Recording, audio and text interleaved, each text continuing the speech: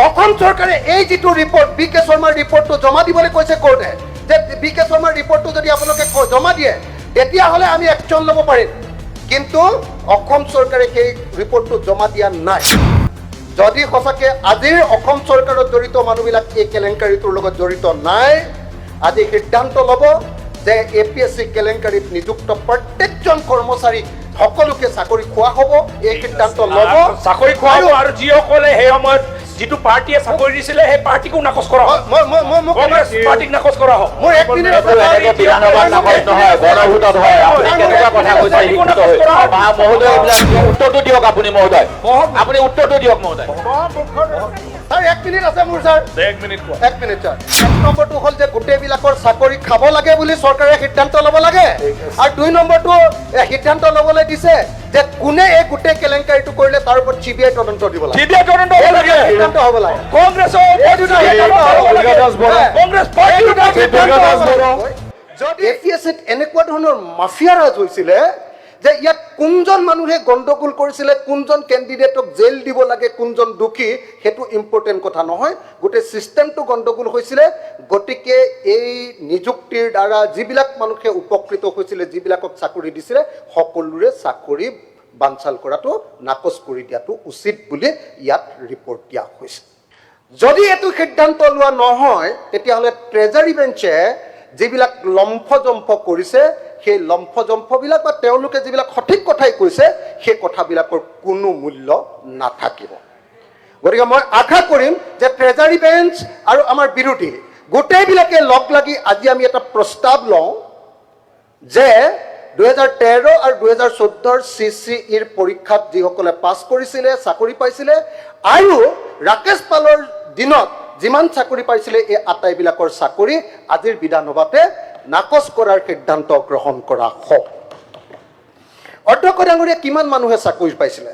2013 চনৰ এপইণ্টমেণ্ট দিছিলে CCEত 241 জন, 2014 চনত এপইণ্টমেণ্ট দিছিলে 180 জন, আৰু বাকী অন্যান্য পষ্টবিলাকত চাকৰি দিছিলে 210 জন ৰাকেশ পালৰ দিনত, আৰু টোটেল 631 জন চাকৰিয়ালক চাকৰি দিছিলে।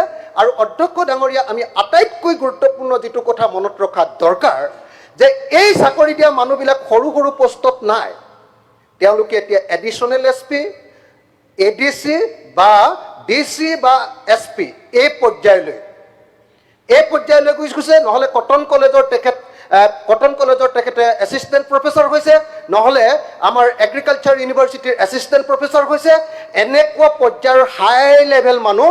গতিকে মই ভাবোঁ যে ছিষ্টেমটোক যদি বচাব লাগে আমি এওঁলোকৰ নিযুক্তি বাতিল কৰাৰ সিদ্ধান্ত আজি গ্ৰহণ কৰিবই পাৰিব লাগিব।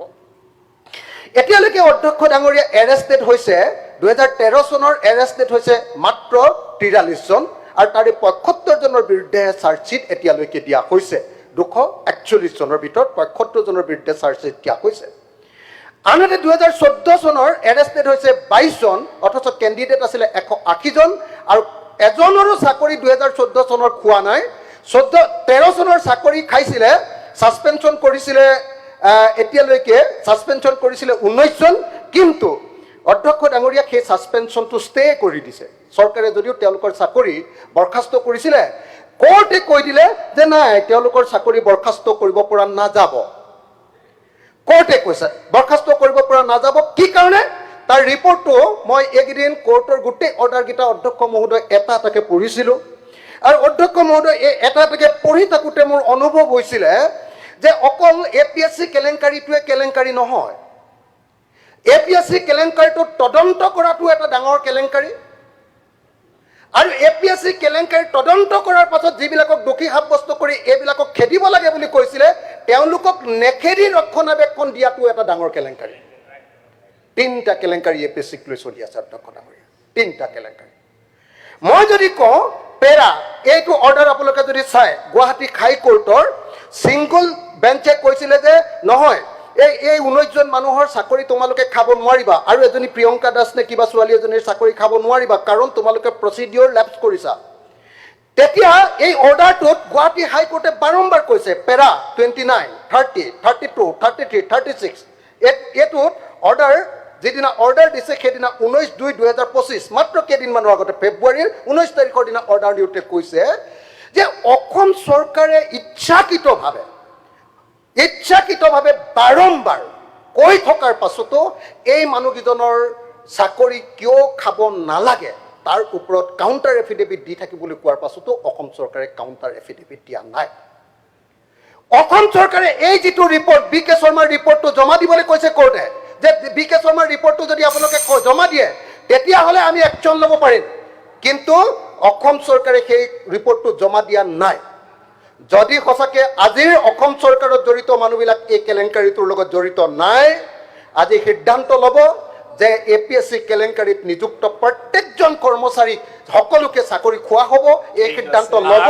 চাকৰি খোৱা হ'ব আৰু যিসকলে সেই সময়ত যিটো পাৰ্টীয়ে চাকৰি দিছিলে সেই পাৰ্টীকো নাকচ কৰা হয়।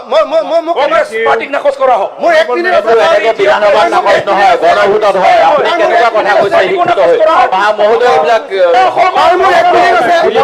প্ৰচিডিঙৰ পৰা কি কথা কৈ থাকে? Honorable member, please. কি কথা কৈছে? আরে কবলৈ দিয়ক না। 1 মিনিট আছে স্যার। আপোনালোকে ক'লে বহ। এনেকুৱা কথা হ'ব পাৰে নেকি মহোদয়? আপুনি বহিষ্কাৰ কৰিব নেকি কংগ্ৰেছ দলক? আমাক উত্তৰটো দিয়ক আপুনি মহোদয়, আপুনি উত্তৰটো দিয়ক মহোদয়। স্যাৰ 1 মিনিট আছে মোৰ স্যাৰ। 1 মিনিট কোৱা। 1 মিনিট স্যার। ঐ sir sir please honorable member, please. Please না। স্যার স্যার পার্টি 1 মিনিট অন দে প্লিজ। স্বাভাৱিকতে কথা উঠে। only 1 minute। স্যাৰ স্যাৰ এই আৰে কেলেংকাৰী সময় নাই, ৰিপ্লাই দিব লাগিব। 1 minute। মোৰ 1 মিনিট। প্ৰতিবেদনখন ৰাখি প্লিজ মনোনয়ন পাল্টো কৰিলে honorable member, please। প্লিজ দেওখিল গগৈ ক'ব ৰাখি থলে যদি কয় 1 মিনিট। 1 মিনিট মাত্ৰ। ক'বলৈ সুযোগ দিয়ক অলপ, শান্ত কৰাই দিয়ক। না না এই কাৰণ অধ্যক্ষ ডাঙৰীয়া আৰু অধ্যক্ষ ডাঙৰীয়া যোনে যোনে কথা লৈছে বুলি ওলাইছে এই কথাও তদন্ত হ'ব লাগে। আপুনি ৰিপ্লাইত দি দিব। নাকচ কৰিব লাগে। অধ্যক্ষ ডাঙৰীয়া এতিয়া দুটা সিদ্ধান্ত কোৰ্টে মানে এই ৰিপৰ্টে ল'বলৈ দিছে। 1 নম্বৰটো হ'ল যে গোটেইবিলাকৰ চাকৰি খাব লাগে বুলি চৰকাৰে সিদ্ধান্ত ল'ব লাগে, আৰু 2 নম্বৰটো সিদ্ধান্ত ল'বলৈ দিছে যে কোনে এই গোটেই কেলেংকাৰীটো কৰিলে তাৰ ওপৰত CBI তদন্ত দিব লাগে। CBI তদন্ত হ'ব লাগে। সিদ্ধান্ত হ'ব লাগে। কংগ্ৰেছৰ এই দুটা সিদ্ধান্ত হ'ব লাগে। দুৰ্গা দাস বৰা। কংগ্ৰেছ পাৰ্টি দুটা দুৰ্গা দাস বৰা। যদি এই দুৰ্গা দাস তদন্ত বৰা। কৰি আছে মানে তেখেতসকলৰ ভয় আছে। দুৰ্গা দাস বড়ো। ধন্যবাদ ধন্যবাদ ধন্যবাদ। অধ্যক্ষ মহোদয় 3 মিনিট। প্ৰায় 3 মিনিট দিছে, তাৰ কাৰণে ধন্যবাদ দিছোঁ। মোৰ 3 মিনিটো